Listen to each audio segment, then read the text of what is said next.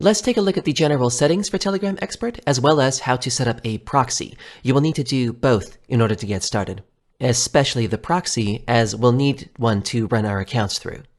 To reach the proxy settings, you can click on this tab in the top right, or you can scroll down in the menu. It's down at the bottom. And you see here that we have 3 buttons: check proxy, delete all proxies, and delete bad proxies, which you can use after a check. The program accepts exactly this format: IP, port, login, and then password. And you also have to make sure that you have the correct protocol that matches your proxy's address. After we add the proxy, we can then check to see if it works. You see it's flashing green? That means it's good.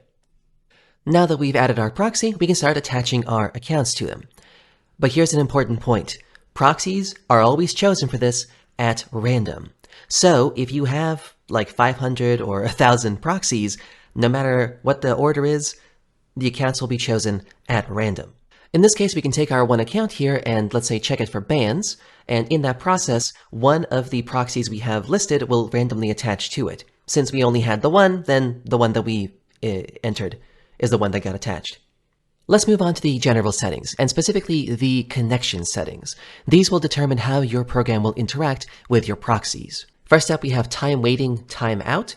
This is how long you want the program to wait for a response from the proxy. And then you can set up how many times you want it to repeat requests, how many times you want it to reconnect, and also how long you want it to wait in between reconnection attempts. As a start, you can set all of these up the way that I have them here in this video, as these work pretty well with most proxies.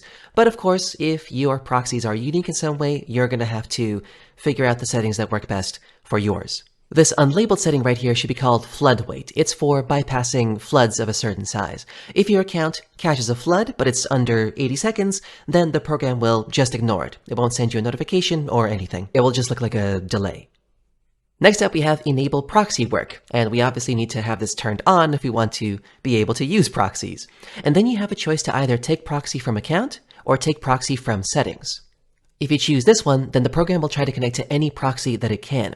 If for some reason the one attached to your account doesn't work, it will try to find another one on the list.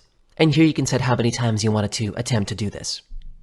If you have it set to take proxy from account, it will only try to connect to that proxy that that account is attached to. Therefore, if you set it to take proxy from account, you need to make sure that the proxies that you'll be using are valid.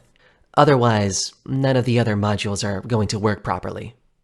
Okay, that's everything about proxies. Let's move on to the final portion, the general settings. And of course, first you have the language settings. This will change the language of the user interface.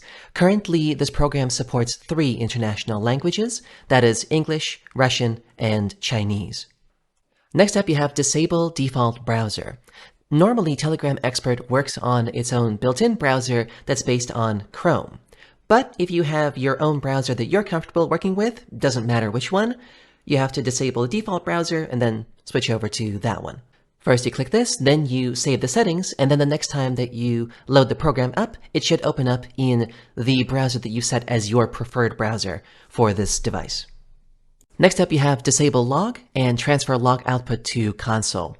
The main benefit to either of these is just to reduce the processing requirements for your computer to run these tasks. For reference, the console is that little black box that opens up right away as you start running the program. So if you're dealing with an extremely large amount of information, lots of accounts, lots of proxies, etc., this is the way you can offset the processing power. You can either disable the log or transfer it over to the console. Next up, we have thread count. This setting limits the number of accounts that can work on a given task at any given time. In a lot of the other modules, there is a separate option called thread management. If you don't determine a specific number in thread management in those modules when you run those tasks, then it will derive the number from this setting right here. This is sort of the default setting for any given task. And the same is true for delay before starting threads. If, when you're setting up a new task, you set up different parameters for thread management, they will override this default setting. This is just like the baseline if you don't indicate otherwise. If you do, then it will override it. And lastly, we have the most important button in the entire module, the Save button. Be sure to save your settings before closing this window.